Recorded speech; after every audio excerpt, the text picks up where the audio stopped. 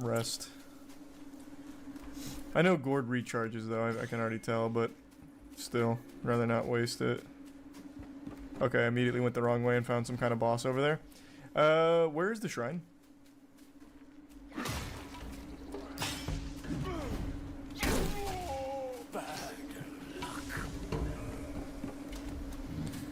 Who are you, friend? Hiya! Take this. The Wandering Wight. Might as well immobilize and start stacking.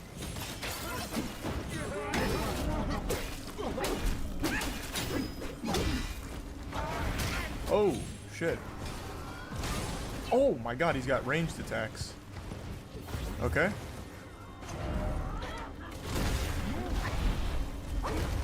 Damn that AoE. Oh my goodness gracious. That guy really likes to jump around. Alright, just took my first death. That guy meant business. Alright. Well, now I've mastered the fight already. Do I collect my Willigan or anything? No? Guess not. Let's start stacking.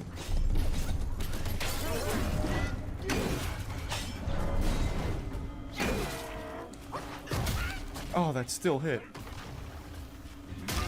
Oh my god.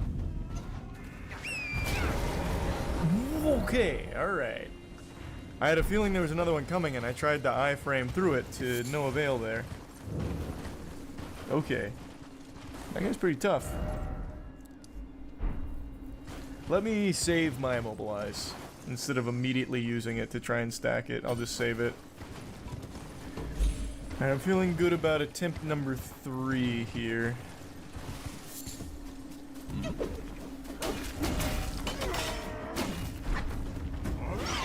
There we go. Perfect dodge. Man. There we are. There we go. I feel like that was the play.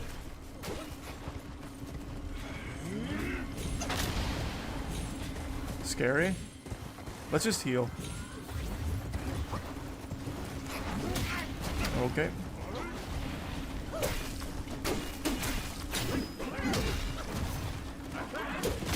Oh, goddamn. Heal. Oh, I'm dead. Never mind. Perfect dodge. Jesus Christ, man.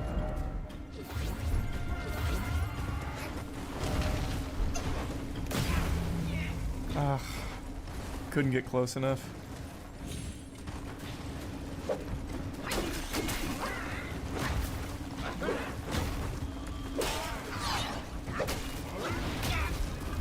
I got hit by the lingering hitbox on that one.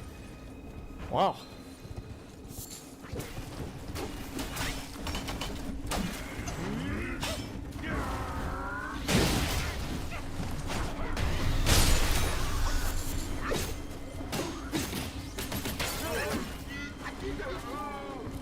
Alright. Reset. Perfect dodge. Oh, whoa, whoa, wait. What happened? He hurt himself somehow? Damn it, I wasted my heavy. Wait, so if he jumps on one of these, I think it staggers him. Oh, that's how you do it. I see.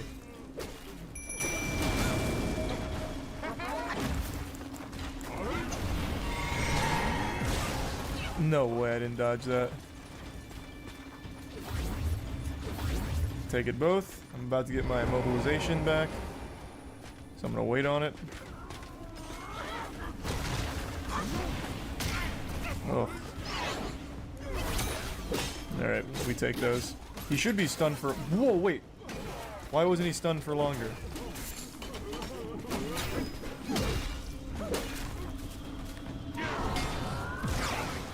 Now that's a big dodge.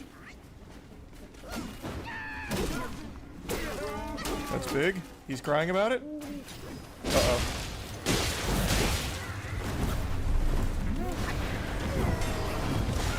Oh, damn it, man.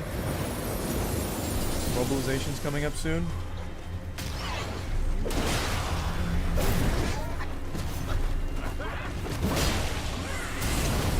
Does he ever stop stomping?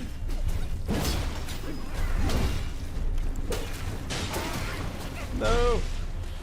Mobilization! Oh, clutch.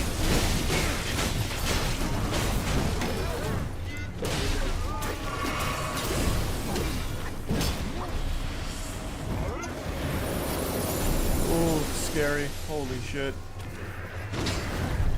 Uh-oh.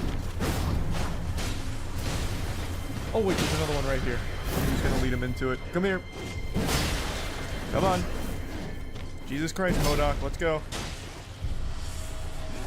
There we go. Gotcha.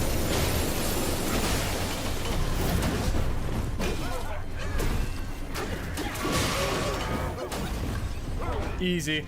First try. What do we got? We got a boss soul. Guidance. And it said I can't absorb spirits without guidance. What does that mean? Will these flowers guide me? There's gotta be something with it, right? It's not just... Is it gonna disappear if I rest? That's gonna be so sad. Oh wow, what a block. I didn't even see it. I just felt it when the tutorial popped up. What a genius. There's no way they would put this boss here with a spirit that you can't digest. It's got to be close by, but I don't want to rest and risk having that despawn. Because I don't think he's going to respawn or anything. That was a boss fight. Those don't respawn on rest. So let me see if I can just wander around and maybe find, like, how to absorb it. Oh, it's an ambush. I'm just gonna play this safe. Okay. This one is freezing him for an extremely long time. I don't know why the boss wasn't subjected to that.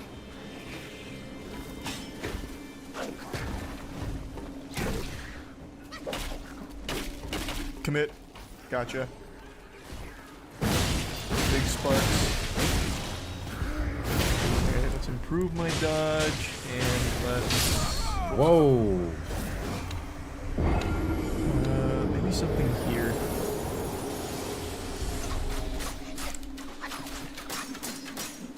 Okay. Wow. That man just full auto'd me. Weak. He brought out the machine gun. I just don't want to take a death here. I really don't want to lose that big soul thing that's floating. Another boss. Okay. That's probably not the right way to go then. I must have been going the right way the first time. After killing the wandering guy. Let's try over here though, maybe?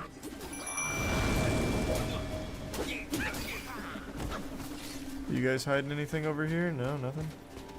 Oh, there's a lot. Come on, get my fucking room, bro. Okay, the archer's actually helping me.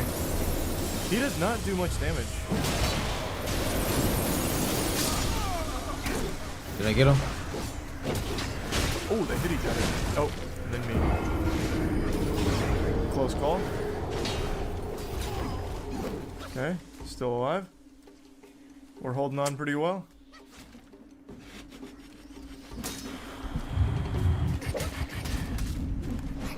Scary. Now they're angry at each other. Oop, nice. Even his corpse was useful.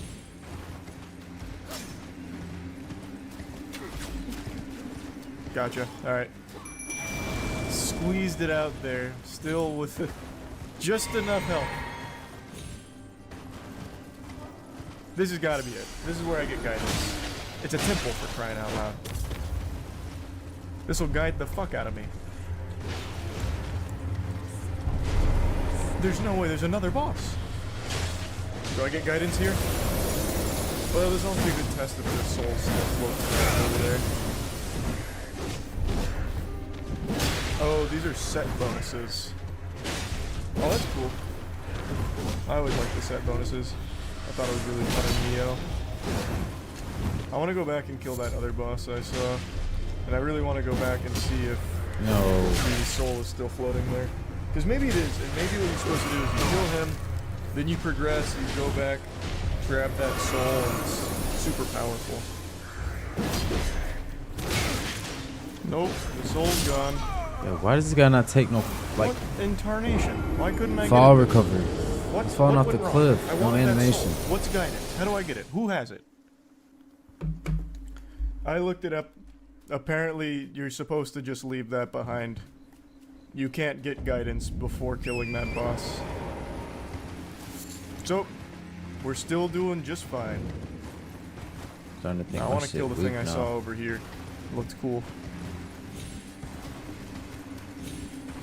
How's it going, Buster? I imagine this is an optional side boss. Oh, maybe not. Why don't you lay down your weapon and join me in Buddha's mercy? What say you?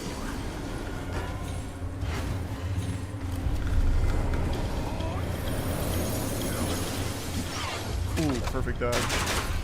Not so perfect on that next one, though.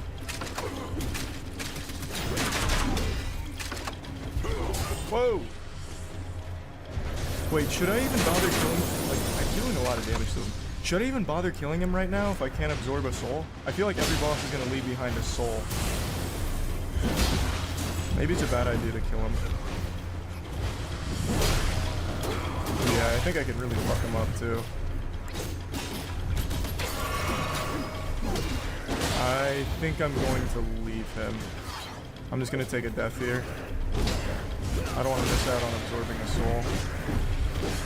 Fucking two of them. I'll at least learn the moves though. Whoa! Alright. I mean, there's no need to talk shit.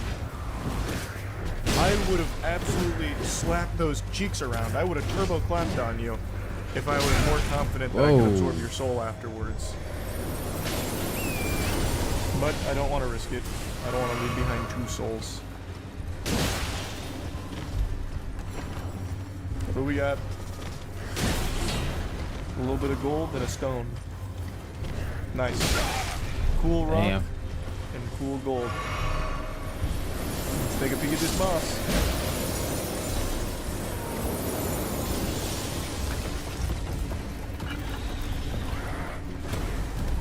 Alright, alright.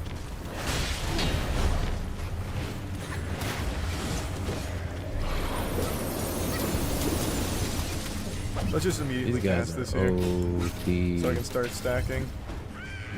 Oh, you son of a bitch. Yeah, I'm just gonna heal. Play it safe. Wow. Stop running! Nice, big stun. Oh shit, I still got hit during that. Okay, still doing alright though. Stuck. He's running away. Is he gonna summon ads? No, thank goodness he's gonna fight me himself. Perfect dodge. Perfect dodge. Damn it.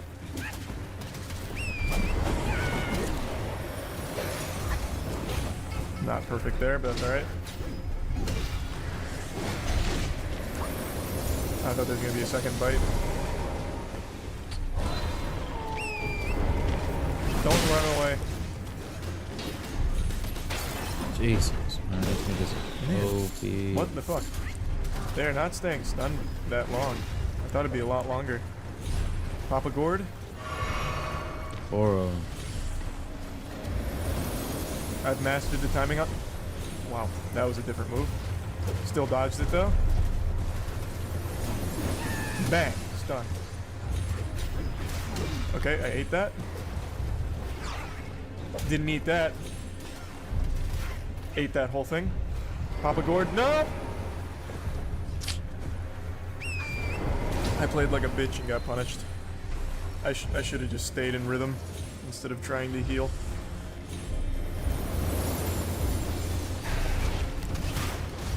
Oh wow. Aggressive start. Oh, I tried to cast Immobilize, and I thought it just got interrupted, but no, it went through. It just didn't work on him, because I got interrupted, I guess.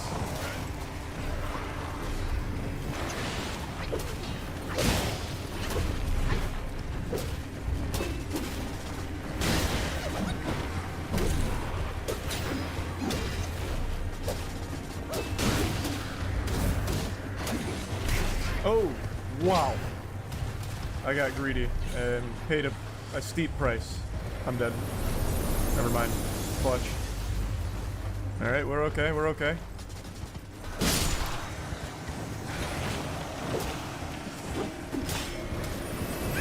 This needs to hit.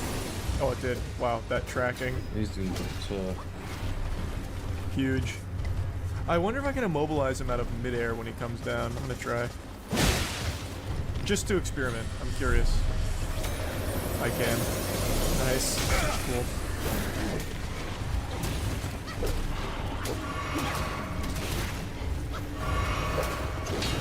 I'm committing too hard to the full light attack combo. I gotta stop.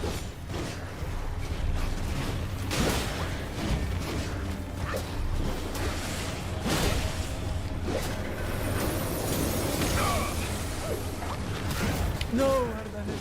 Shit. I'm in a tough spot now.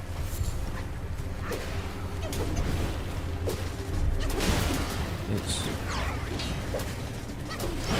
Oh yeah, am I dodging? If you didn't run away, that was gonna be big. Out of there. I would have stunned him out of that. Uh-oh.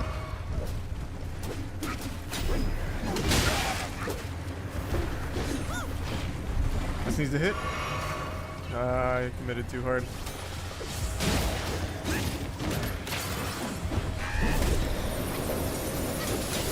Still hit me. I'm going for it. Gotcha. Second try. Wasn't super clean, but we're getting better. We take that. And I just got a mask for it. I bet it's a super good mask too.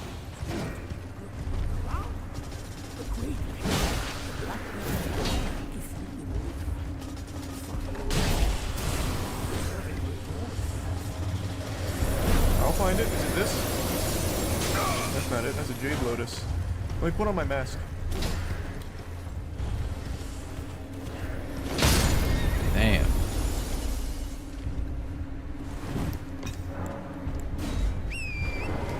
That looks pretty cool. Does more damage to enemies with low health, I believe, so that's nice. This is probably where it's going to be keeping that special pill that my boy was talking about. Nope, that's just a tiny piece of gold, which is also really cool. Is it up here? No. One of these houses.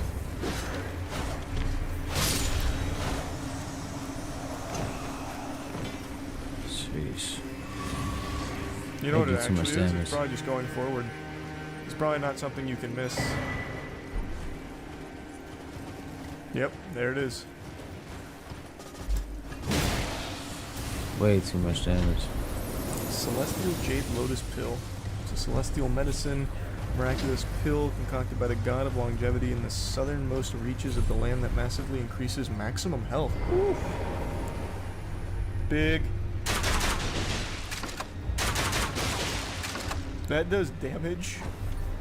Doesn't look like it does a lot of damage. That's just like a basic mob right there, and it doesn't even kill him.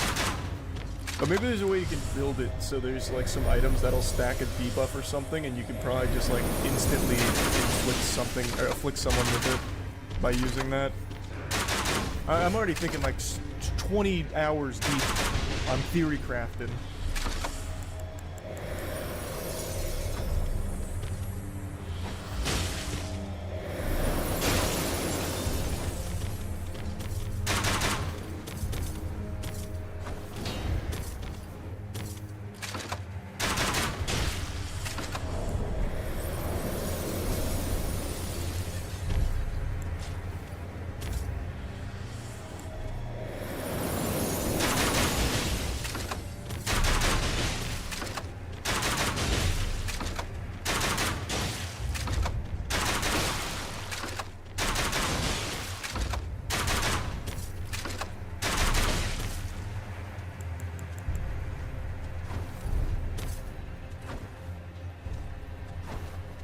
What?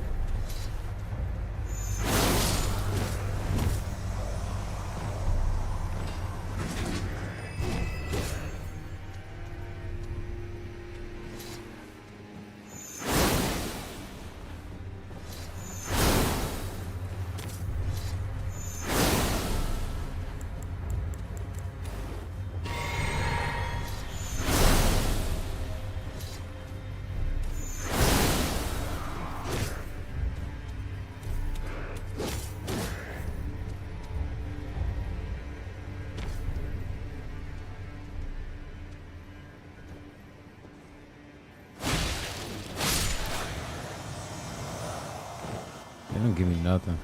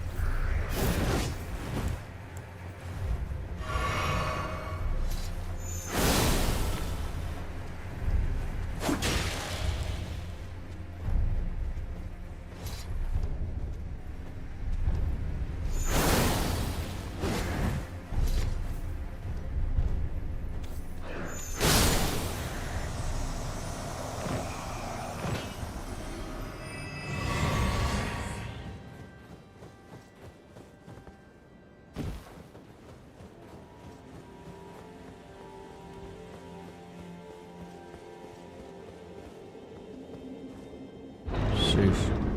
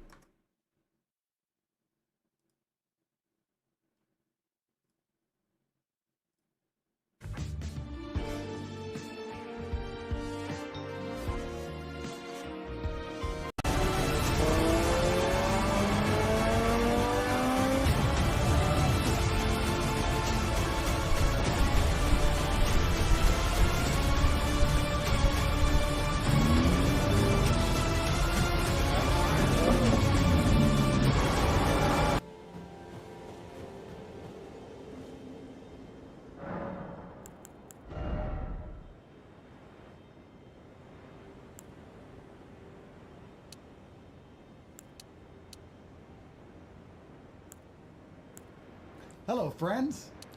You know, I can't participate in this emergency meeting. I forgot to tell you. I'm telling you now, though, I can't participate. Why? Because I've got depression. Is there a joke here? I don't. No, I've just got depression. Hello, friends. Welcome to this emergency meeting. Thought it'd been a while since we had a nice conversation with our family and friends, and because they're trying very hard to stop us from being able to speak about anything ever, we thought we would have a nice conversation while it's still allowed, because that's quickly becoming illegal. So we're going to highlight some of the hypocrisy. We're also, at the same time, I'm going to be joining in a Twitter space. There's a space with Candace Owens and Dan Bilzerian and some other people talking about Zionism. So I'm going to join in the Twitter space and also try and do the emergency meeting at the same time. I'm going to try and Aikido them both. We're going to produce a mass. I don't want to make this very clear to my Jewish friends, because I do have many Jewish friends. That's not even a joke. I'd like to make something very, very clear. When Tony Blair and George Bush, their administration, decided to randomly kill 1 million Iraqis for no reason, I hated their administrations, but I didn't hate all British people and all Americans by extension. I do not like the government of Israel. That is no secret that I do not like the government of Israel. Stop taking personal offense, just as if I were to say George Bush shouldn't have invaded Iraq. That doesn't mean I hate all Americans listening to me. We're talking about the government of Israel, I guess, will be listening about their influence on American politics, which I strongly disagree with. But my Jewish friends and neighbors, please do not get super butthurt. Wait, so how do you do this? Because how do I hear this space at the same time? Oh, wow, she's got a video space. Didn't know you could do that.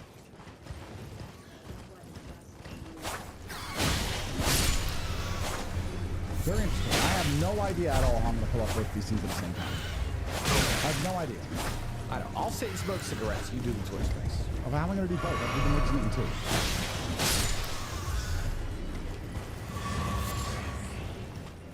Okay.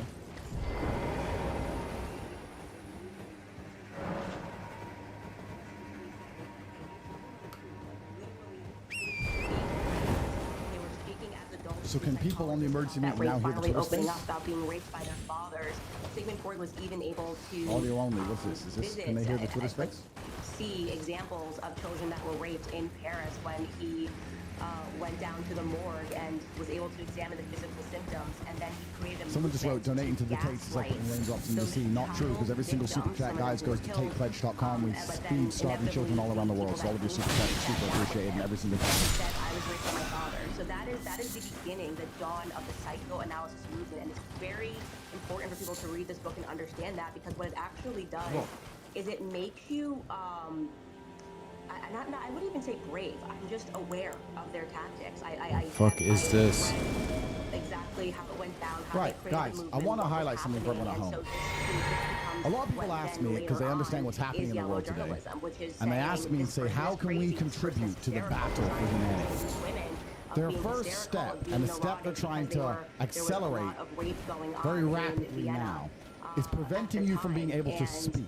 They want to take away your ability to speak, which means to resist this, it's very important that you talk about issues which are deemed controversial, you're not supposed to talk about. You should actually talk about these things. It's very important that you do, because it becomes more and more difficult to take away your ability to speak. And the pressure that we're seeing inside of Western society, especially in Europe, is actually being exacerbated by the fact that you cannot speak on issues that you're concerned about. You can't talk about things, which makes you feel like you have no political solution, which is going to lead to violence. So it's very important that we speak. We have open, respectful discourse. You do not need riots. You do not need violence and destruction. What we need is conversations, equal and opposite and interesting and open conversations where we can try and come to a logical conclusion.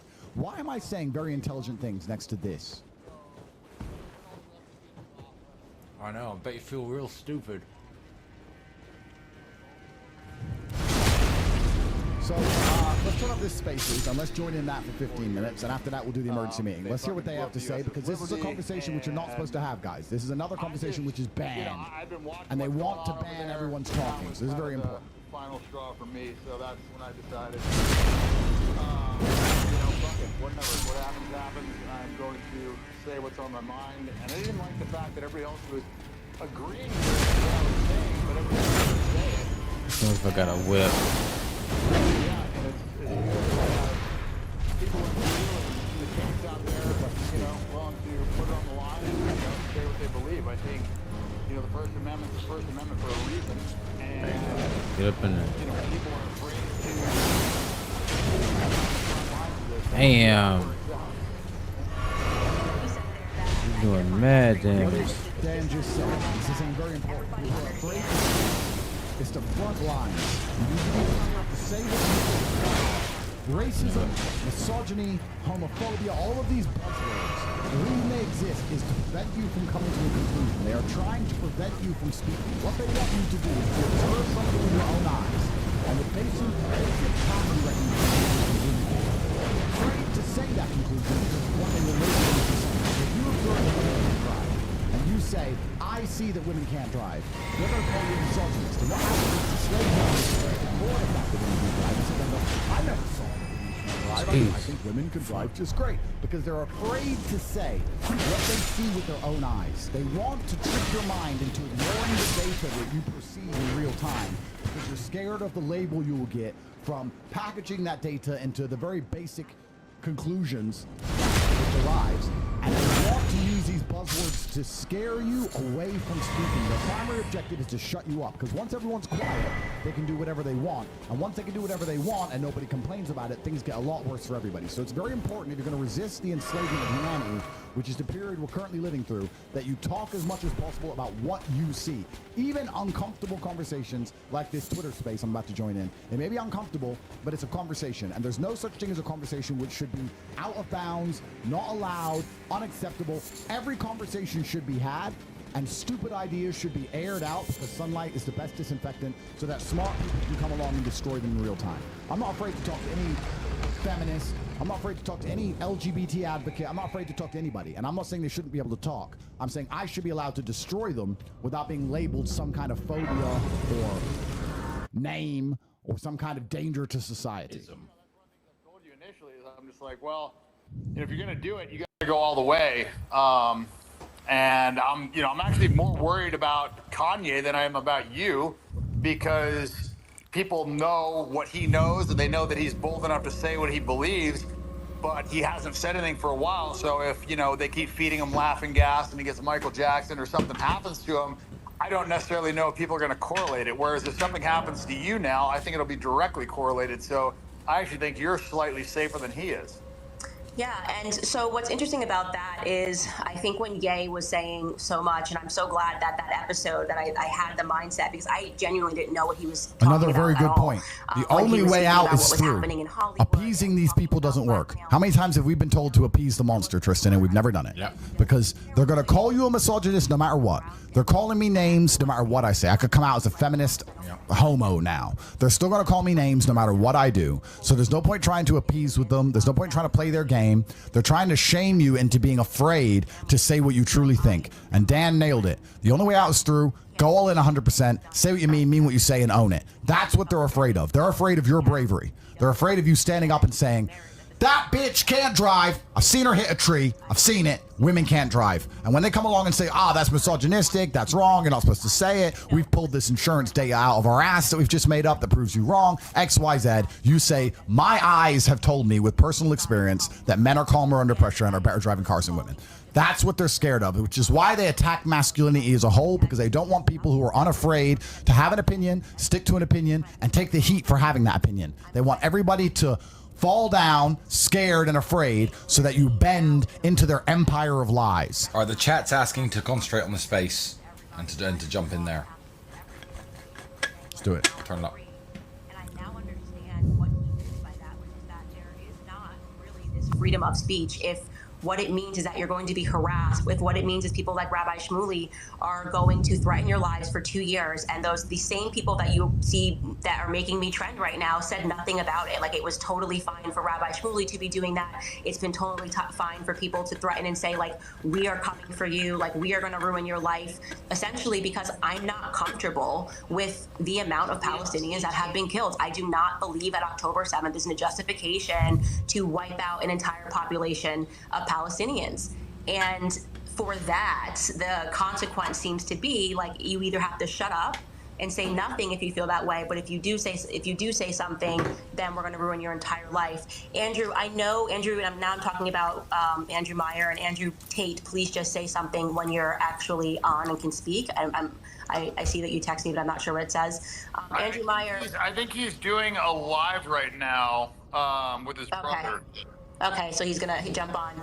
Andrew Meyer, I wanted to have as many people that deem themselves to be Zionists to say how they feel about this and what specifically it is that you believe is anti-Semitism. If an American or any other person does not agree with the actions of Israel or believes that we should have our pedophiles giving back to us and they shouldn't be seeking refuge in Israel because we're giving them billions of dollars, like what do you think registers to some people as, okay, that's anti-Semitism? Hey Candace, long time. Good to talk to you. It's been a while. My complaint has never been that people are discussing Israel or anything like that. I don't cry anti-Semitism. My complaint is very specific. The things that I've wanted to discuss with you, even with Dan, just in his recent comments, the idea that it's allowed because of our religion for Jews to rob or steal or do even worse things to people just because they're not Jewish. It's just patently wrong. I know that you can find quotes from the Talmud that look bad, but if you keep reading, it basically says you can't do anything like that.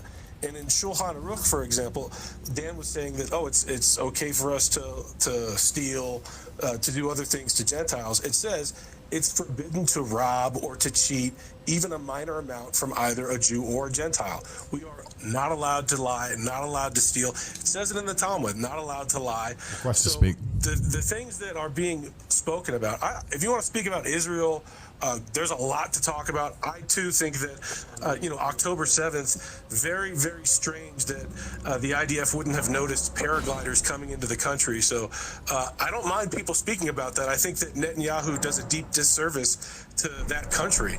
So you want to speak about that, go for it. And I can imagine after working for Ben Shapiro, you would have a lot to say about the Jews because Ben Shapiro is not the best example of a Jew. So I can more than imagine you wanting to speak out about a lot of things after disconnecting from such a sick system. Thanks for having me on. I'm looking forward to this conversation. Andrew, just to toss that back to you, and I will now say, I've done a ton of research on, psychoanalysis movement and pedophilia. I actually have not done any research on the Talmud, and so I can't answer for anything that you're saying. But I have seen people that do share verses from the Talmud and think that it signifies that, children can be raped. So could you just provide a more broad and maybe assign more clarity to what you're saying? Are you exactly what is the Talmud? Is it conversations? I've heard this loosely, and please correct me if I'm wrong. I'm happy to be, learn here. Is it conversations that rabbis are having, or questions that they're asking? What actually is the Talmud? So the Talmud is a level of Torah study. I just did a whole debate on this, 2 hours, with Daniel Hakikachu. He's the top Muslim debater in this entire space. You can go watch every single quote that he pulled out. I explained it to him. The stuff that people are talking about, it's sometimes not literal because the Talmud, like the Zohar, is often an esoteric text. It's rabbis talking about things in a manner that is not always literal. You can look at the words even when it's saying in the Zohar, they went for a walk, they were walking. It means they were studying Torah. It doesn't necessarily mean they're going for a walk. There's a lot of things that are missed when you try and look at these things literally. And then also a lot of the quotes that are posted, some of them are just patently false. There's one from a book called Libra David. It doesn't even exist. It's not a book that exists. Stuff pulled out of the Talmud, they're completely missing what happens next. And the thing that I wanted to speak to you about specifically, Candace, Sigmund Freud is a Kabbalist. A Kabbalist is a very elevated, it's a very righteous rabbi. That's someone like Rabbi Shimon Bar Yochai, that's someone like Rabbi Moshe Chaim Luzzatto, that's someone like the Ari, Isaac Luria. These are very, very exalted people. Sigmund Freud is not a Kabbalist. He may have been an occultist. I haven't studied him. He probably was. I've never been a fan of the man, but to say that he's a Kabbalist absolutely is not true. And that's one of the conversations like this, I think, are good because you get to learn exactly what it is you're dealing with. To say he's a Kabbalist, not true at all. let's go through this one by one so that we don't get too diverted. The first one is the Talmud saying that it's okay to have sex with somebody that's under 9 years old. Let's address that one. Let's start there. That's Sanhedrin 54b and 55. Yeah, I had a whole thing of notes. Hold on.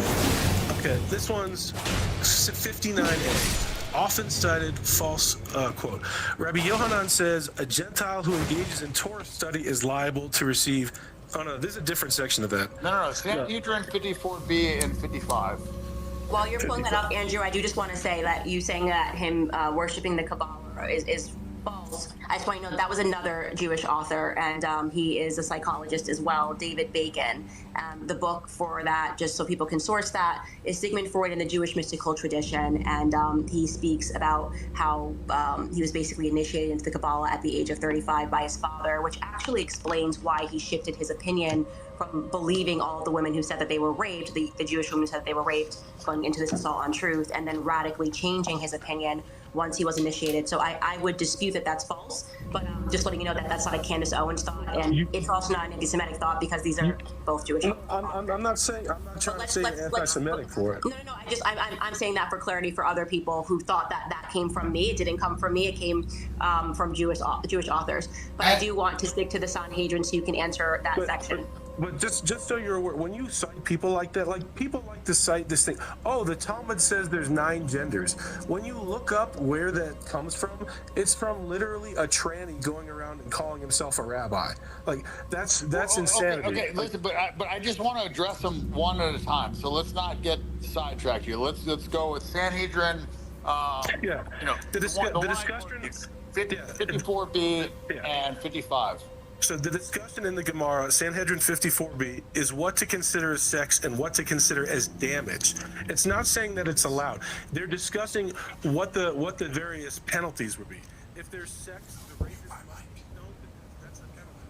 If there's damage, there must be compensation. All right, guys, there's a lot I want to say. I'm waiting to jump in. There's a whole bunch I want to say. It's very interesting. It's going to be a very interesting conversation. I want to deal with this, and then we're going to come and we're going to talk about how they're trying to stop us all from speaking. So give me 5 minutes. I'm going to jump in. Malchut is not the city road of light. That's our reality. After 9 years, there's a different aspect. They're literally talking about, it's not even about the physical subject in one aspect. So no, you're not allowed to rape children. It's absolutely forbidden. Andrew, sorry to interrupt. You're Andrew Meyer, Andrew Tate here. Nice to meet you, sir. I don't think we've spoken before. No, but you played my video game on your stream. Thank you for that. The Alex Jones game. Thank you for playing that. Is that your game? Okay, fantastic. So I'm assuming you're Jewish. Like I said, I don't know anything, so I'm asking. Yes, absolutely. Would you agree that Israel seems to get a free pass for things that other countries in the world would never get away with in a million years? I mean, imagine for a second, if you wouldn't mind, imagine Russian soldiers raping a Ukrainian prisoner of war on video. Do you think there'd be a huge media backlash? Do you think there'd be international condemnation? Do you think there'd be escalation of conflicts? Do you think there'd be a lot of things happening if that was... Well, I mean, everyone saw it, right?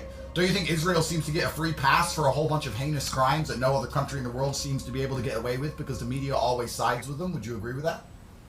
Yes and no. Yes, I think that Fox News, CNN, they cover up for a lot of the misdeeds, the mistreatment that Israel does.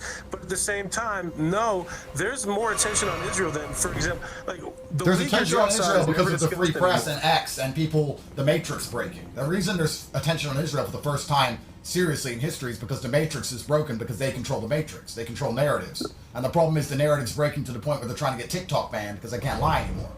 So I'm just asking you as a Jew, do you agree that Israel seems to get a massive free pass for absolutely everything when any other nation state would face severe condemnation for even a half the acts? Well, you asked me if any other nation would get a free pass. Like in China, they literally send men to rape the wives of the Uyghurs that are in the camps there. That's almost never discussed. So no, I don't think Israel's the only country getting a free pass for any kind of misdeeds. Do we provide weapons to China and do we support them endlessly? I mean, do we give standing ovations when Xi comes over to Senate and Congress? Do we give them all their weapon systems? Do we call them our number one ally, or is China an alien? I'm just trying to understand here. I mean, if we're going to compare the two. Yeah, Gavin Newsom literally cleaned up the streets of San Francisco for the first time ever because Xi was coming to San Francisco. We absolutely give them a free pass for sending fentanyl, killing hundreds of thousands with fentanyl. Give them a free pass. What was their punishment for sending us the Wuhan virus? What was their punishment for I don't know if they sent us the Wuhan virus, but it did originate over there. We're also not giving them hundreds of billions of dollars in foreign aid. We're not supporting them. We're not sending them all of our military-grade weapons to, help in a genocide. I mean, I think our relationship with China is very different than our relationship with Israel. We sent them all of our industry. All of our manufacturing is there now. They've decimated all of the Midwest. That wasn't a favor, though. I mean, they're doing manufacturing for a tenth of the cost that we are here. So it's not. That's not a benefit to Americans. Sorry. When we get goods produced for a tenth of the cost, that benefits us as well. That benefits our business. And just quickly, American jobs. I understand, Andrew. Just quickly, because I just want to understand your point. What's the name of the Chinese lobby that donates to all of our politicians to make sure their interests are protected?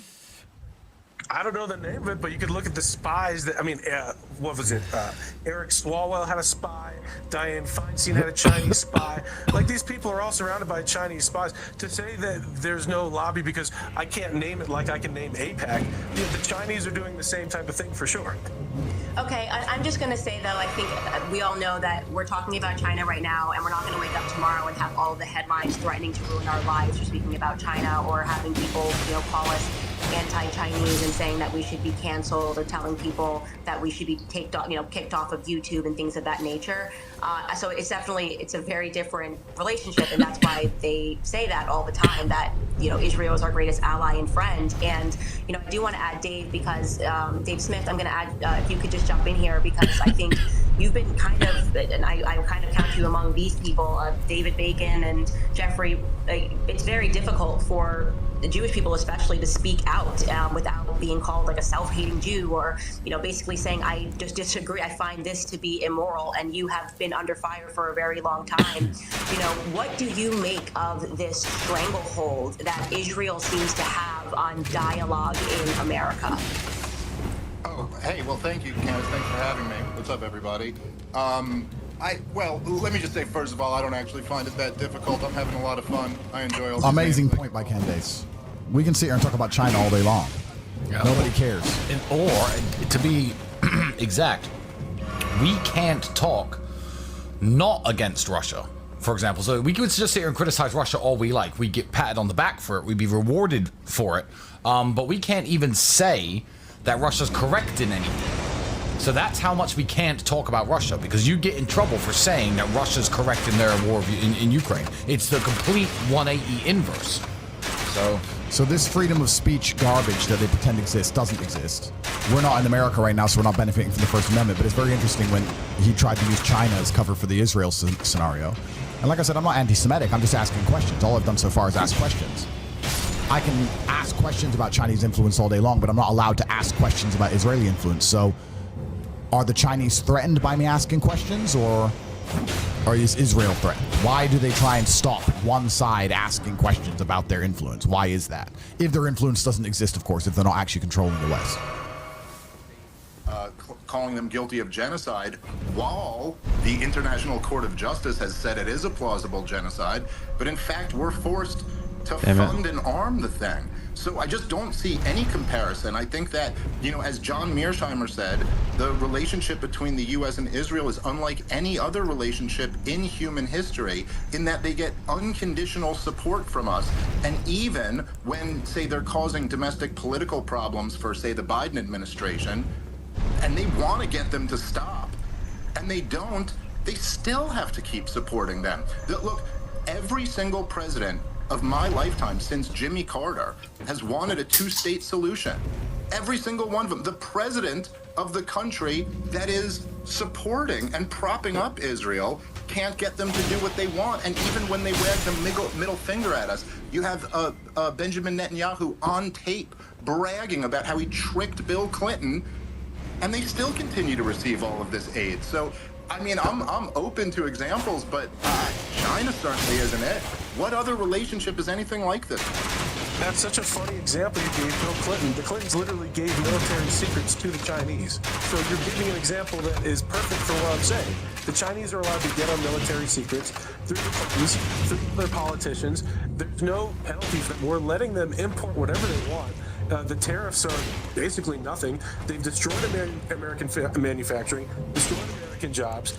There's deadly fentanyl that's killing way more Americans than anything happening in the Middle East right now. By the way, I don't support giving aid to Israel. I don't support foreign aid for any nation. But to say that China it's a totally different situation, sure, we're not giving them aid, but we're giving them a free pass to destroy our economy and dump all of their cheap slave-made goods here. A couple things on that. Number one, China didn't destroy our economy or steal our manufacturing. Our government destroyed our economy and exported our manufacturing to them. And sure, I'm not saying that like no government secrets have ever been obtained by the Chinese. They're a serious force and they've done some things that I wouldn't support either. But again, the posture militarily is in conflict with the Chinese. This has been true since the Obama administration, through the Trump and the Biden administration. We're threatening them about them theoretically invading Taiwan. We're not proclaiming that we will support them in doing it, so it's kind of a different thing. Yeah, China is our enemy, effectively, the way we speak about them, certainly. And we don't want to make enemies of anybody because they're a superpower and in many ways are more powerful than the United States. But they're seen as an enemy, and we've exported our manufacturing globally. It's not just to China. That's a mistake of Western politicians to remove our manufacturing base. I think we have to be very careful when we're discussing this to avoid conflation and just constantly saying China, China, China. What I want to know is why our number one ally, that's just so-called, can commit terrorist attacks on our soldiers and our troops, and how come we can't get them to agree with us militarily with anything? As Dave just quite rightly pointed out, the President of the United States of America, they seem to get our number one ally to agree on anything. We fund their genocides, and they seem to get away with whatever they want. They're getting absolute favor in the media endlessly, regardless of how many heinous acts they commit. And to say China, I mean, that's great, but we're talking about Israel here, and I think that's a conflation in this issue. My question was, sir, and I'm asking respectfully because I don't know you, Andrew, it's just a genuine question. Do you think that there would be a much larger uproar if Russian soldiers were seen raping a Palestinian on video camera who was a prisoner of war? Do you think there would be massive uproar from the West to talk about human rights, rights of prisoners of war, rights of war, how this is a complete break of the Geneva Convention? Do you think there would be much more of an uproar than a few Twitter videos and the mainstream media basically not mentioning it at all? That's the question. 100%. If they caught Russia doing that, that'd be the biggest story all over the place. I do think that all of what's happening here should be directed at something that could be a real change. Like, Netanyahu is already dangerously unpopular in Israel. Like, there's thousands and thousands of people protesting. It's very obvious that October 7th was allowed to happen. There's no way they didn't know that paragliders were coming in. And I think if more people focused on Netanyahu, for example, he's the actual leader, instead of just nebulously saying everyone there is bad. America was in all of these unjust wars, Afghanistan, Iraq. We shouldn't have been there. What Israel's doing there is wrong. What we should be doing, instead of just condemning the nation, condemn the leadership. In all those wars, why were we in all those wars? Let's talk about that for a second. I mean, why did we go invade Iraq? Because Netanyahu testified in front of Congress. Weapons of mass destruction. Weapons of mass destruction. We're continuously fighting Israel's wars. We're not fighting China's wars. I don't agree that they're just Israel's wars. They're also the neocon wars. Bush, Cheney, Halliburton made how many billions from Afghanistan and Iraq? So, yeah, but Andrew, who are the neocons? Yeah, who are the neocons is a great question, Dave, and I think you are definitely suited to answer that question. Well, look, I mean, you can go, everybody can read it for themselves. If you want to say that wasn't just Israel, it was the neocons, and I highly recommend this. I was just mentioning this on Candace's show the other day. But go read A Clean Break, A New Strategy for Securing the Realm by Richard Pearl and David Wormser. It was a letter to Benjamin Netanyahu in 1996. The neocons' plan since way before 9/11 was to topple Iraq, ultimately to move toward toppling Iran, and also that they could have a clean break. And the break was from the peace process with the Palestinians, so that they wouldn't ever have to give the Palestinians their own state. Now, I wouldn't go as far as to say it is the only reason why we've fought all these wars is Israel, but it is undeniably a huge part of that equation.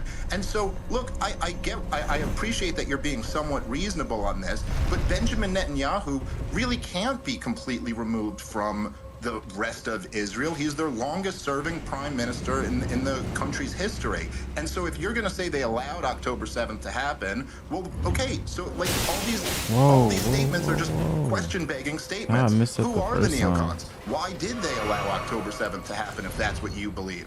Well, clearly it's so that they could then fight this war, this horrific war where like babies are just dying and starving to death by the tens of thousands, and yet I'm forced through my tax dollars to pay for all of this. So if you're against all of those things, I mean, isn't just the logical conclusion of that to question this relationship between the United States and Israel? It's not good for the United States of America. I don't think it's good for the people of Israel, to be frankly honest. And obviously it's just horrific in its outcome. Yeah, and I think that's part of it is like the psychological terrorism. And I can speak to this, there are all of these conversations being had by conservative commentators. I can tell you right now, conservative commentators, generally speaking, are anti-Israel, but they're all too afraid to say it because they understand what repercussions come with it. I mean, they're watching what's happened to me, they're watching what's happened to other people. This is what I say, it's just simply not normal, and it also should be completely unacceptable that people have to choose between basically just morality, basic morality. Like, we're watching kids, their heads are being blown up, like we're literally watching mothers cry and scream and hold their newborns all over our X feed. And I do want to shout out, we wouldn't even have been able to see that if it wasn't for Elon freeing the bird. And yet they won't comment on it, and they choose this sort of undignified silence. Well, Candace, because they're fearful their lives are going to be ruined. Well, Candace, what there is there's endless justification. I remember on October 7th, I think it was October 8th or 9th, I was arguing with Piers Morgan, and I said it's a genocide quite quickly afterwards, and that was during all of the hailstorm of justifications. We were beheading babies and rapes and all this garbage, which turned out not to be true, and here we are nearly a year later, and they're still trying to justify thousands of murders a day. I mean, the videos haven't stopped coming out. The endless justifications they keep trying to pull out their ass, but it's not 2 days after October 7th anymore. It's nearly a full year, and they're still committing a genocide. It's almost undeniable at this stage that it's a genocide, and I don't know how any person with a conscience, regardless of their religious beliefs, can view these things and feel like this is justified in any manner. I mean, I only compare it to Russia-Ukraine because it's the next active conflict, right? But imagine Russia was doing this to Ukrainian people and children and babies. Imagine the outroar. It'd be nuclear war by now. We simply wouldn't let it happen. And we're standing by and providing the weapons for this to happen. And I think we need to have a conversation about why that really is. And for us to sit and believe that it's just some big coincidence and an accident and there isn't some kind of deal for this unconditional support that allows them to break every single international law is asinine. I think it's pretty clear to anybody with a brain who's never even read the Talmud or even read the history of Israel. You can just sit and understand that there's something going on here which is nefarious and strange. Right, and I think part of it is, for me, I was trying to claw back into history and actually read books, because what's ironic is it was their demand, the neocons, people demanding after October 7th that everybody have an opinion on this issue. I think what happened is people didn't realize they didn't really know much other than like the talking points, which, by the way, I used to say, like, Israel's our ally and friend. Like, it's just the things that you say when you're in politics. And then when you start to look into the history, you're like, wait a second, I have a lot of questions here. Like, I don't understand why this is happening. Or notoriously, Charlie Kirk asked a very basic question, which Andrew Meyer, you brought up. Israel's the size of New Jersey. Like, how did this happen in like the most secure place in the Middle East? And they instantly started trying to smear him as anti-Semitic. Still to this day, he couldn't have been falling over himself more to appease his eye and his crowd. But that quickly, there's this like quick yoke, which is like, hey, you better not say anything, and this implicit threat, or we will ruin you. We will take you down. And earlier, I saw like Laura Loomer tweeted. Like, I've known Laura Loomer. I've never had any issues with her, but she, subtweeted me and said that people that took money from the past from Jews now saying vile things. I've invited her to this space. What specifically am I saying that you deem to be vile? Like, what explicitly sounds to you like something that is vile? Why is there this idea that if you take money, or if you've ever been funny, you can accept $1 from a Jewish person, or if you accept way more from a Jewish person, that means that you have to turn the other cheek, which is what she's implying, turn the other cheek when children are being ruthlessly murdered? I mean, that just doesn't make any sense to me. Isn't the admission there there so phenomenal. Like, I saw that tweet, and it's just kind of like, oh yeah, well look, we throw all this money at young conservatives, and how dare you ever criticize us after that? Like, what the implication is that they own you forever or something like that? And like, look, particularly, and this is my whole thing that I've been trying to really convince like conservatives and kind of like Donald Trump supporter types about, is that it's like, look, if your whole thing is being America first, well then okay. But Benjamin Netanyahu, as was alluded to earlier by Dan, I think, when he came in and testified in 2002 in front of our Congress as a regional expert and testified that if we overthrew Saddam Hussein, the positive reverberations would be felt throughout the Muslim world, and it would put all this pressure on Iran and all of this. And he also advocated that we topple the Iranian government and the government in Libya. And like, okay, if you're an America firster, well, how do you square that circle then? Then this guy is on the other team. Anybody who's advocating that America fight more stupid, catastrophic wars in the Middle East is not your ally. So, Andrew, I got a question for you, Andrew Meyer, because, like I said, I'm very interested and I'm being inquisitive and open-minded. So, if you don't mind, is there any other country in the world that we can criticize where we will face this type of backlash from the media, backlash from the banking institutions, backlash from the matrix as a whole, mass cancellation, smear campaigns? Is there any other country on the planet that we can sit and have an open conversation about and ask questions about, where we're going to face condemnation and genuine detriment and damage to our everyday lives? Is there any other country you can think of where we can't ask a single question about? I can't think of a question, but I know that if you talk about Muslim rapists in the UK or Germany get arrested, you make a Facebook post. So it's to say that the only shibboleth in all of society is to speak about Israel, to speak about Jews. That's incorrect. I wanted to answer Dave's point earlier too. Dave said, who are the neocons? Neocons are who I said. Bush, Cheney, Rumsfeld, Colin Powell, Condoleezza Rice. These are all Americans. I know they're obviously in partnership with Netanyahu, a lot of the Likud, but to say, oh, the neocons, it's all Israel. No, that was part of the American establishment. And obviously it was evil. I've been against it. If you don't know, I'm the don't tase me, bro. I question John Kerry for not trying to impeach Bush, for not trying to end these wars. That's you? You're the don't tase me, bro? Andrew, sorry, very quickly, I just want to make a point here. That was a good answer to the question, saying that in the UK you can't highlight on the grooming gangs. That's true. The Jewish minister, the Jewish Prime Minister of the UK, who has a large contingent of his family being Jewish, has now made speech illegal. That's true. But I was asking primarily about nation states. Is there a nation state that we can't criticize? I mean, I can criticize the UK all day long. In fact, that's all I do. Is there any other nation state we can criticize? No, I said to you, no, I don't know if there's another nation state, but it's not the only topic that you'll get canceled or locked in prison for discussing, and that's what I wanted to answer to. You're trying to point it at the Muslims in the UK, but they're locking people up for Facebook comments. So to say that you can't criticize only Muslims in the UK is just, that's just bullshit, right? I mean, I didn't say only. I said it was something else. You'll get arrested for it. Which is a very common, Zionist talking point. Is like, oh, it's the Muslims. And then, saying that, oh, well, you can't criticize Muslims in the UK, but that's just not true. In the UK, you can't criticize anything. They've taken away freedom of speech, and who did that? Jewish Prime Minister. So, I just think I'm sure you can criticize Christians all day in the UK and not go to prison. So who's the enemy of Christianity, would you say, Andrew? The enemy of Christianity is Satan, Satanists, people that hate God. Candace knows a little bit about that. I'm looking for a reply.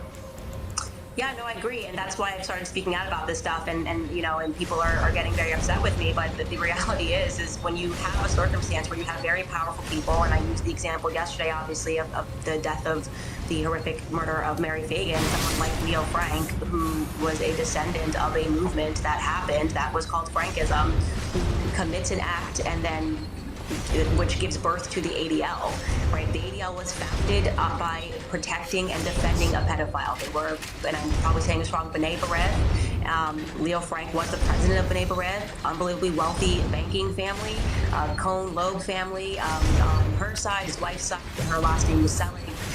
And on his side, that family had married into Rothschilds. I mean, to suggest that some black janitor got away with it, as the ADL has tried to do with updating history, is horrific. And to use the argument that it's anti-Semitism to notice that a girl got raped and killed is, to me, the the synagogue of Satan, right? Like that to me right there. It's like pretending that you are Jewish, pretending that you're just this observant Jew who like, adheres to the Torah, when in reality you have done something that is so despicable and should be called out. I just cannot imagine what person in their sane mind would accept this narrative that you get to use, ironically, Jewish people as human shields. And like that's why when I bring up, the Sigmund Freud thing, the first victims were Jewish people to this ridiculous gaslighting that continues to go on, where essentially it's not you're being told. I think they're trying to make Jewish people defend them, when in reality we have a form of Satanism that is manifest and has infiltrated all of the faiths, in my viewpoint. This is why I love talking about this stuff and why I want to talk about it all the time. 100%, they're trying to throw all of Jews as a human shield in front of the evil of people like the Rothschilds or George Soros. And then they're creating a divide and conquer situation where they're separating people that actually love America or actually love God from their Christian brothers or from their Muslim brothers by pointing out here's this evil. Actually, if you criticize it, you're criticizing all Jews. Yeah. I've been against the ADL for forever because of that, and I appreciate the point you just hit on, Candace. Tristan Tate here. Tristan. I'm on Andrew's microphone, but Tristan Tate here. What do you think the solution is then to stop Jewish people from biting? I literally had an argument on Twitter an hour ago because I criticized the state of Israel. And this guy's a watch dealer who I had business with. I bought hundreds of thousands of dollars worth of watches for him. And he started insulting me, calling me an anti-Semite, calling me names, burnt the bridge, certainly in the business relationship. I think Candace and myself and Andrew have certainly grown out of the idea that when you criticize idiots like George Floyd, that we should all be offended as black or mixed race people. What do you think the solution is then to stop Jewish people biting so hard? Because I openly speak about how much I don't like the government of Israel, and I have Jewish friends. I sit around and drink and talk with them, the smart ones. But how do we stop them from biting and getting furious and calling you names when you are simply criticizing the actions of a government that you don't agree with? Some amount of Jews are going to be tribal no matter what you do. But if all you truly want is peace and you want the bombing to stop, you want bad things to stop, all you have to say is, I want peace for the Israelis, I want peace for the Palestinians. Both sides need to stop their violence. You have to call it out on both sides. And obviously it seems like the numbers, Israel's doing far more. But at the same time, the Palestinians, some of them did go and do the horrific things on October 7th. So it's neither side is blameless. Neither side is innocent. I don't agree with that. You can't compare October 7th with what's happened after or before, to be honest. So I don't think it's like, oh, well, they both have blame, and so let's just wash it away. That's like the little brother that comes and kicks the big brother in the nuts and then goes back to the dad and says, oh, he attacked me, and then the big brother gets punished. Well, the dad is America, and the little brother is fucking Israel, and the big brother is Palestine, and that's what's going on. It's not to say that they're equivalent in the number of deaths or they're equivalent in the number of deeds.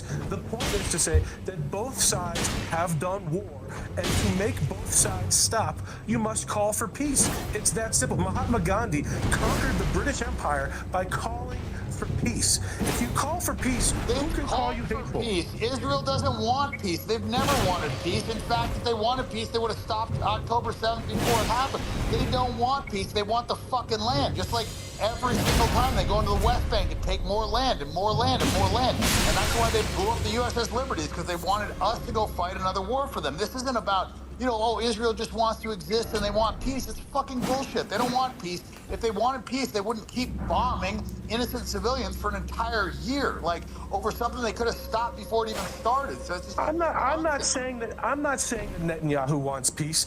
Obviously, they let those attacks happen so that they could do their massive bombing campaign. That's why they did it. My point is, Tristan asked, how do you get some of the Jews to stop biting back so hard to call for peace? If you have the high ground in all of this is the call for peace. That's it. So all you're doing is calling for peace. You can't be. You could be unfairly called an anti-Semite, but if all you're doing is calling for peace and saying both sides must stop any type of violence and war, that's incredibly fair. Anyone to attack the idea of peace would then be unfair. If the Islamic world, let's say, called for peace and decided to stop resisting the Zionist influence, would Israel still be attempting to expand in the West Bank and steal their land? Probably, but I think that if So how you can you have call a for mass, peace? How can you call for listen, peace? there's right now a massive PR campaign to show all of the atrocities happening in Palestine, and I'm not saying the atrocities aren't happening. My point is all of the resources are pointed at. Here are all of the atrocities. Zero resources man, I got are no being health. used to say this is our plan for peace. This is the peace that we want. We want peace between all of these nations. Nobody's calling for it. If all of the Islamic states were using their resources to do that, PR and the narrative, there's a reason that Israel puts so much effort into it. If you're calling for peace at that level, it can influence U.S. policy. It can change things. Calling for peace and actually wanting it is the way. Can we agree that it's primarily Israel that controls the mainstream media narrative, at least? Can you show me an example of them calling for peace and a promise not to expand deeper into the West Bank?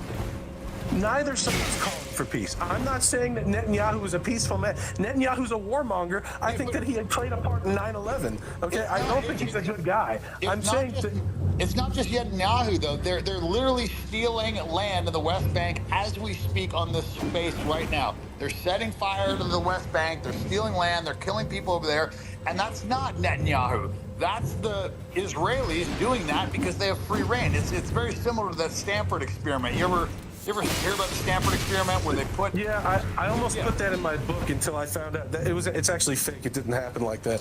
But your example, though, to say, well, look, there's everyday Israelis that are hateful and they're doing that. That's true. And I gave the example. America was in all these unjust wars. It wasn't just okay. The neocons, meaning Israel, is behind it. Plenty of Americans were for those wars. They went and did all kinds of atrocities. I don't then say evil, Americans are evil. You have to condemn the individual acts and the individual behavior. You can't blanket just say all these people are bad. That'll never lead to an improvement of the situation. You have to give people an incentive for peace. You have to say, let's have peace, and you have to acknowledge that both sides can improve their behavior. The Israelis have never wanted peace, and that's why we're in this situation. Like, they've been killing Palestinians. They've been operating two sets of justice. I mean, you can't say, oh, they just want peace. They just, we want peace, whatever, when they're operating apartheid. Like, the Palestinians were just welcoming them in initially, and now they, displaced a ton of them. They're, killing them. They're operating two sets of justice. Like, if you were a Palestinian, just put yourself in their shoes. Somebody invades your land. They're kicking you out of your homes. You have no justice. If an Israeli does something to you, there's no recourse. If you do something to an Israeli, you get killed. Like, that's not a situation that anybody's going to be happy with. And on top of it, that's an extreme telling of the situation. Wait, one second. I just want Dave Smith to jump in here because I think regarding the peace stuff, he has kind of illustrated some very important, things that people should know about that process, because I don't think it is achievable based on what Bibi Netanyahu and his cabinet have said. Dave, do you want to illustrate? Yeah, sure. So look, I mean, I think Andrew, and I appreciate you for, I think you're being fairly reasonable on this, and it's kind of a little bit like 4 or 5 on 1 here, but I think the question becomes, if you're going to say, look, it's strictly speaking, you're absolutely right. If you say horrible things have been done by Arabs to Jews and horrible things have been done by Jews to Arabs. But the obvious asymmetry here that I think Dan is getting at is that Israel has totally dominated the Palestinians since at least 1967. Even forget the creation of Israel and the ethnic cleansing campaigns and all of that. But since then, they have totally dominated the Palestinian people. They are ruled by a foreign military. And so if you're going to say call for peace, okay, that's kind of abstract.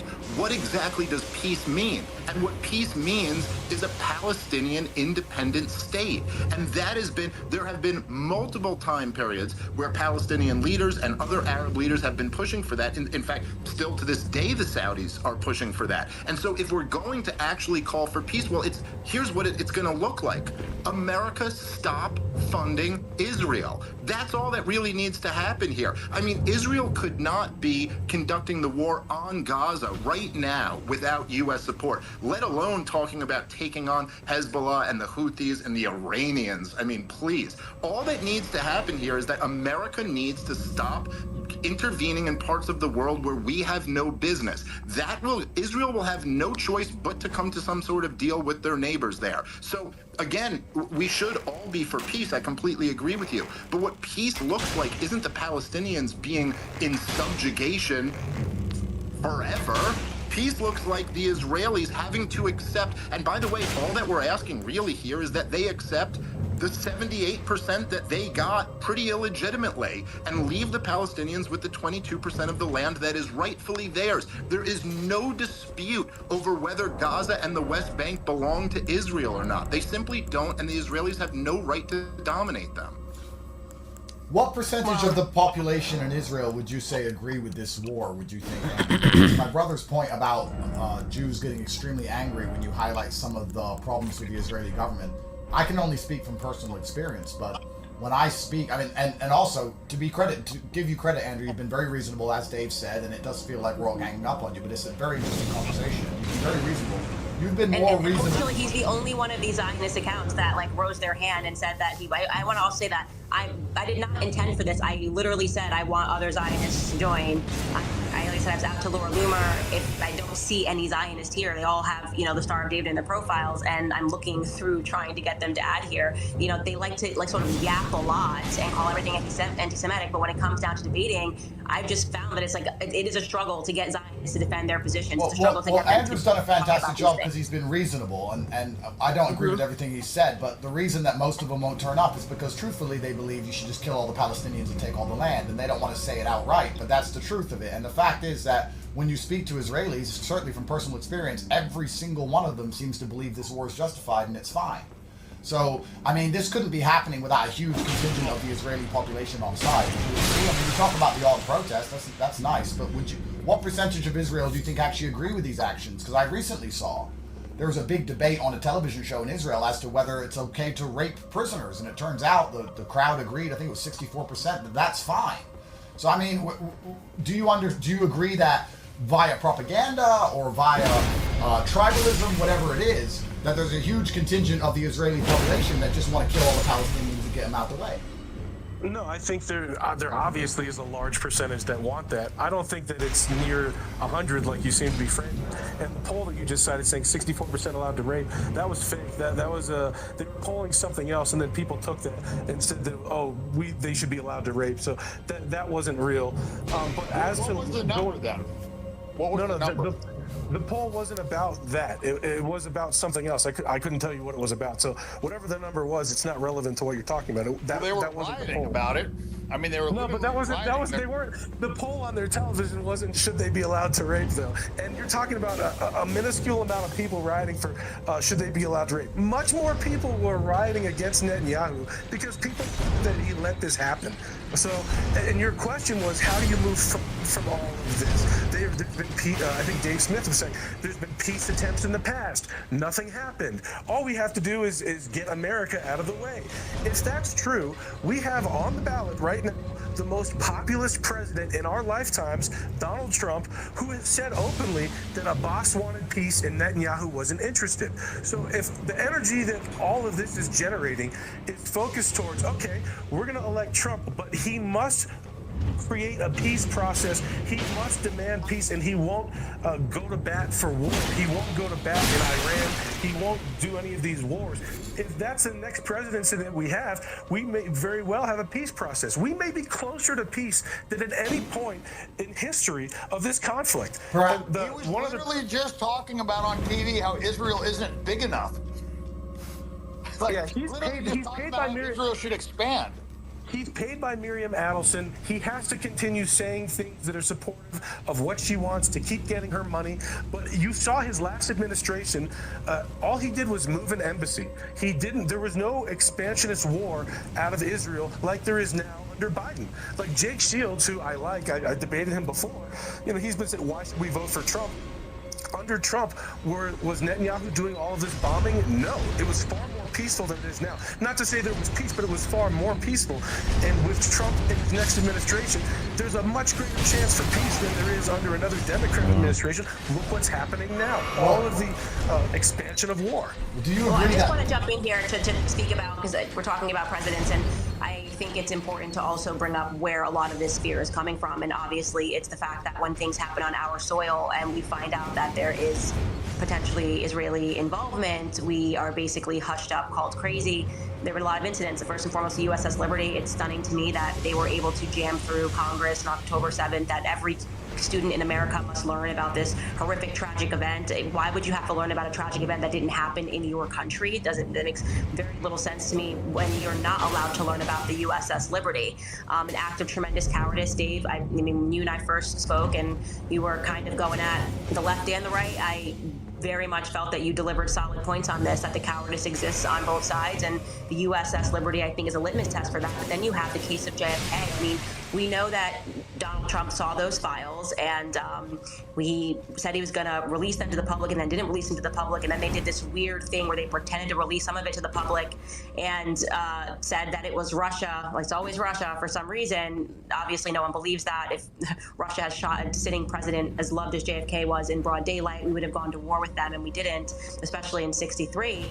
And then you have the case like 9/11, and what we know about 9/11, factually speaking, about the person that was running Audigo, the vice president of ODIGO, I hope I'm saying that right, the Israeli company, who said that they had received a warning ahead of time on that day to clear their offices. And that's why it feels like this nation is occupied, because we have all of these, facts that are existing, and we can't talk about them, and we can't talk about why the guy who said he didn't shoot JFK, Lee Harvey Oswald, then was MK Ultra by Jack Rubenstein, and that is why I think there is all of this fear, is because when you look into history and you see what Israel has been potentially involved in, and we're not even allowed to discuss those facts that we have, it's quite terrifying to a lot of people. That's right. Considering what a large cultural event 9/11 was, I would argue if the dancing Israelis were dancing something else, not only would there be military consequences, but there'd certainly be media consequences. It'd certainly be an open conversation. It wouldn't be memory holes. So it's really interesting that the dancing Israelis vanish. If it was dancing Chinese, I think it'd be a very different scenario. Another thing I want to say about peace is it's a great buzzword, but peace is often a derivative of justice. And if you expect people, full-grown men, to live in an unjust situation forever and watch their children die and get blown to pieces, I think any red-blooded male understands that that's not going to happen for very long. So to sit and say peace, but also advocate for mass injustice, is an oxymoron and a logic fail. My question for you, Andrew, if you don't mind, because I have many, can you name one way that the U.S. tangibly benefits from keeping Israel as an extremely expensive ally? Because we already have military bases all across the Middle East. I mean, so that whole military base it's an aircraft carrier on land garbage doesn't float, because planes have enough range to fly from Jordan or Saudi or anywhere else. So what tangible benefits does the American state, and by extension the typical people, the taxpayers of the USA, get by keeping Israel as its most expensive ally? I said earlier on this space, I'm against all foreign aid. I don't want foreign aid for any nation. So no benefit. To your point that there can be no peace without justice, there must first be peace. To talk about any type of reparation or what should be done in the other's favor, the first thing has to be a call for peace. If you don't have both sides sitting at the table, honestly looking to see what can be done for the other side, there will never be any justice nor any peace. There must be peace. The call for peace must be primary, and that's what's missing in this conversation, is that people, you have to recognize, a lot of the Israelis don't want peace. A lot of the Palestinians don't want peace. Both sides have to want peace. If that's their primary objective, a solution can be found. If both sides really just want to dominate the other, there will never be peace. I mean, I disagree. I think we should be at war with Israel. I think we should have been at war with Israel when they, blew up our warship and pretend, in hopes of pretending that it was somebody else so that we would go fight another war. When they did the Levin affair and we caught them literally trying to blow up schools and theaters to blame it on somebody else. When somebody's committing terrorist attacks directly against U.S. citizens in hopes of blaming it on somebody else, like that immediately should have been an act of war, and we should no longer have been an ally with that country. I mean, what do you think about that? Should we go to war with? Andrew, give me 1 second. I want to bring in Dave Smith on the topic of the USS Liberty. Well, I mean, yeah, look, it's pretty clear what happened there, so I don't know what, listen, I'm not going to go as far as Dan. I don't think we should go to war with Israel. I mean, I'm trying to get America out of the war business as much as I can. If any other country had blown up a U.S. warship, napalmed the decks, shot, the rescue boats, and then tried to torpedo it, we would be at fucking war with that country unequivocally. That's actually, sorry. When you put it like that. Sorry, Tristan Tate jumping in here. That's actually literally the reason that we went to war in Vietnam. But that was a false flag. It didn't actually happen, but it was a false attack on a U.S. warship. You're talking about something 50 years ago, that we should go to war for something that happened 50 years ago? One second, guys, 1 second. I want to get to the phone here. In the military, and I understand how these, it's not just like some fighter pilot went rogue and said, oh, let's go blow up this ship. These orders come down from the top. And so for that country to say, hey, we are going to knowingly blow up a U.S. warship to blame it on this other country so that they will go to war for us, I mean, that shows you how much respect they have for it. Whether we go to war with them or not, we absolutely, unequivocally never should have been fucking allies with these people. Because they You're talking about going to war with them now. I heard you say we should go to war with them. Okay, Andrew, something that happened 50 years ago. I'm going to let everybody say what they want. Back then, we should have gone to war with them when they committed the Levin affair. We should have gone to war with them numerous times. We've had numerous reasons. When they shot down a civilian airliner, I mean, all these things were acts of war. When other people did it, when Russia shot down a civilian airliner, that was an act of war. Wait, who shot down a civilian airliner? Israel, when it flew over Israeli airspace, they shot down a civilian airliner. Nothing happened. Nobody gave a shit. If you're going to talk about something from 50 years ago and say we should go to war with them now, that's not productive and it's the insane. whole Palestine debate, they're talking about something that's happened thousands of years ago. So I just think that, my point to all of that is both sides need to stop their push for whatever their cause. If it's the Israelis saying the 1929 Hebron massacre. Direct the conversation. So, Dan, I would like you to just finish your thought process about the airline and then speak, I guess, for people that are not aware of what happened on the USS Liberty, which is basically everybody, because you actually don't learn about it in school, and I was shocked to learn about it in my adult life. Could you illustrate what exactly happened on the USS Liberty? And then I would like to cut to Dave Smith so he can give his response to that, and then Andrew will come back to you. So Dan, USS Liberty, go. Yeah, we had a naval intelligence warship, and they decided to start doing strafing runs. They were shooting it. They had multiple fighter jets shooting it, dropping napalm on the decks. They're shooting the lifeboats. I mean, all these things are like, not only the acts of war, but they're war crimes. You can't shoot the lifeboats. You're not supposed to napalm the deck. And then they had another, boat come in and try and torpedo it too. And then they were going to bring in a helicopter. So it's like, and there was no chance that, we didn't know that it was a fucking U.S. warship. They had multiple assets attacking this all over like an hour-and-a-half period of time. So it wasn't an accident. That was all bullshit. So they intentionally tried to, and they did, kill U.S. Navy soldiers. And then they got, and then the remaining ones that weren't killed all got a gag order. I mean, it's just like, how the fuck does that even happen? Like, and it is true. And they came in with unmarked planes because they wanted to be able to blame it on Egypt.